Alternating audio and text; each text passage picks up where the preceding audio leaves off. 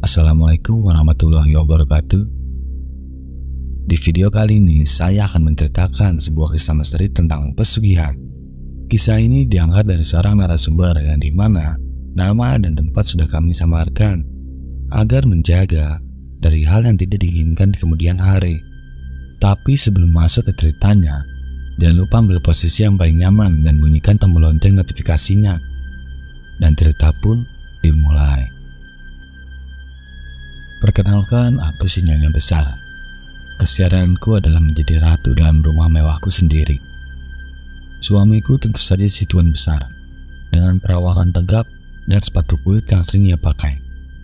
Siapapun akan setuju jika suamiku adalah lelaki tampan, juragan terkemuka di kampung kami. Orang-orang akan menunduk ketika ia lewat. Sosok lelaki sempurna, uang melimpah, mobil mengkilap, serta pakaian berlente. Wanita mana yang tahan godaan matanya? Entah mereka perawan, janda, atau bahkan jika dirimu yang sudah bersuami pun akan gila dibuatnya. Lalu anakku yang tersisa adalah si Nona Boda, satu-satunya penerus kami dan kesayangan keluarga. Apapun yang jadi permintaannya, tak pernah kami tolak. Mulai dari gaun mahal karya desainer termuka, sampai kalung mutiara yang harganya tak dapat kubayangkan. Pokoknya seperti kubilang, setiap permintaan akan kami kabulkan tanpa perlu ia memohon. Bagaimana? Terkesan bukan? Tapi kau akan lebih terkesan jika aku bercerita tentang awal mula kekayaan ini. Dulu kehidupan kami tak lebih dari sepasang suami istri yang miskin, pindah dari suatu rumah ke rumah kontrakan yang lain. Bukan karena kami bosan menempati, tapi si yang punya rumah bosan menagih janji. Makan juga seadanya, bahkan sering tak kami temui di hari-hari naas. Suamiku si Tuan Besar, dulunya hanya seorang pesuruh, penerima perintah yang harus selalu mengangguk tanpa izin membantah. Suamiku tak pernah dapat memberi uang lebih, jangankan lebih, sekedar cukup saja sudah membuatku senang. Anak pertama kami lahir, menambah tanggung jawab suami. Anak yang malang karena lahir di tengah kesulitan. Ia tak pernah merasakan nikmatnya segelas susu sapi atau indahnya pelesir ke tempat-tempat wisata. Yang ia tahu hanyalah ayahnya seorang kaum rendah dan rumah tangga mereka yang miskin. Lalu bagaimana keadaan bisa berbalik seperti sekarang? Muak dengan kemiskinan memaksa kami mengambil jalan pintas. Berbekal sedikit nyali, kami datangi gunung itu, sebuah tempat nan indah yang di dalamnya menyimpan sejumlah cerita mistis. Lantas sang juru kunci memerintah berbagai ritual yang akhirnya membawa suami dalam acara pernikahannya sendiri. Ia menjadi mempelai pria yang akan memperistri seorang jin. Ya, kalian tak salah dengar. Memang aku berkata begitu berdosa. Pernah kau bayangkan dalam hidup, bahkan dalam mimpimu, akan mempunyai madu seorang jin? Kurasa tidak setiap orang dapat mengalami ini. Aku tak melihat pernikahan mereka, karena aku diposisikan sebagai medium.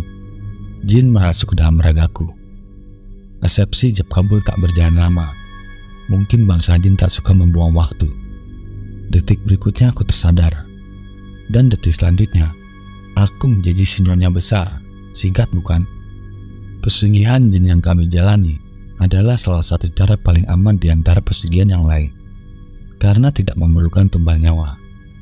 Pesugihan ini hanya membutuhkan sejumlah sajian pada hari tertentu dan sebuah kamar khusus untuk mereka.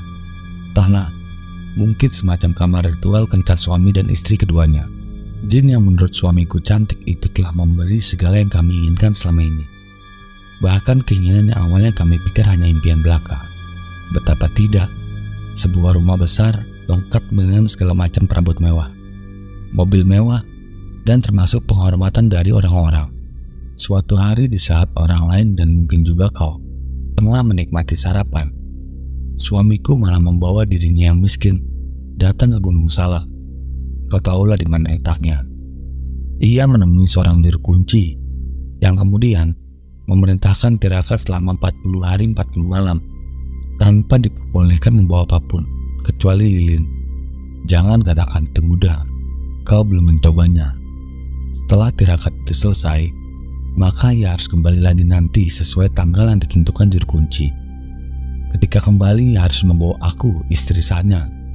atau setidaknya izin dariku, dan sesaji berupa wewangian, kelapa hijau, dan ayam bakar. Dihadirkan pula 2 orang saksi dan seorang penghulu, yang dalam hal ini menjadi urusan si juru kunci.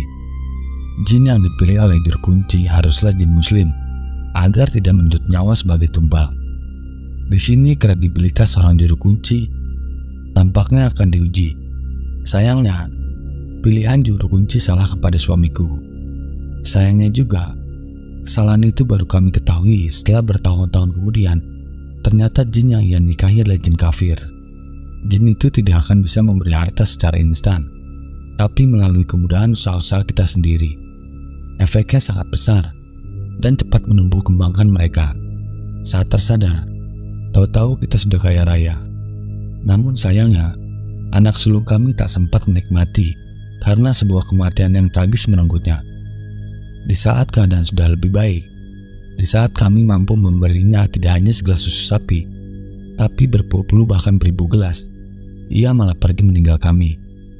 Vonis TBC menjadi penyebab utamanya. Berbulan-bulan kami menyesali nasib. Akhirnya aku sedikit lupa peristiwa kematian itu, dan mulai menjalani hidup lagi sebagai si nyonya besar. Aku tak mengizinkan diri untuk terus meratapi si sulung. Analoginya sederhana. Kesedihan sedalam apapun bisa aku lewati ketika berada di tengah kekayaan. Hingga pada suatu hari, bertahun-tahun setelah kematian si sulung, aku jatuh sakit. Suhu tubuhku mendidih, dadaku sesak, dan tak mengapa, bayang-bayang kematian menari di pelupuk mata. Bisa kulihat wajah suamiku yang kacau menyaksikan penderitaanku ini. Cairan infus di rumah sakit termahal masuk dalam tubuh melalui selang kecil. Suamiku berfirasat jika aku adalah korban tumbal berikutnya. Pertolongan dari orang pintar juga tak berbuah hasil. Perbuatan itu malah membuat jin menjadi murka. Setelah aku, mungkin anak terakhir kami selanjutnya. Suamiku jelas mengetahui itu. Hanya ada satu cara untuk mengikat semuanya, yakni dengan kematian suamiku sendiri. Maka secara alami, pengaruh jin itu akan hilang. Konsekuensinya, mungkin aku terpaksa harus melepas gelar sebagai nyonya besar, karena lambat laun berbagai kemalangan akan datang silih berganti mengurus kekayaan kami sampai habis.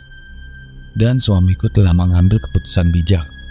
Ia mendatangi kematiannya sendiri. Ia membunuh dirinya dengan sebilah pisau yang ditancapkan tepat ke jantungnya.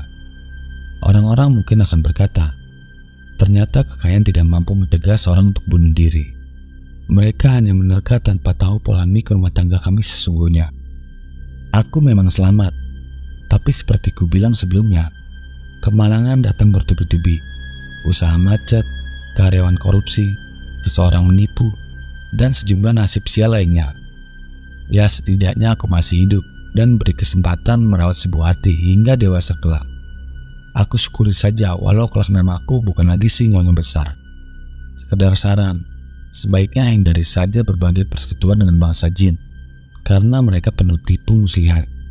Kuatan iman dan nikmati saja hidup seadanya. Tapi jika kau bersikeras, berangkat saja ke tempat itu, dan bersiaplah menjadi nyonya besar. Dan cerita pun selesai. Bagi teman-teman yang menonton video ini sampai habis,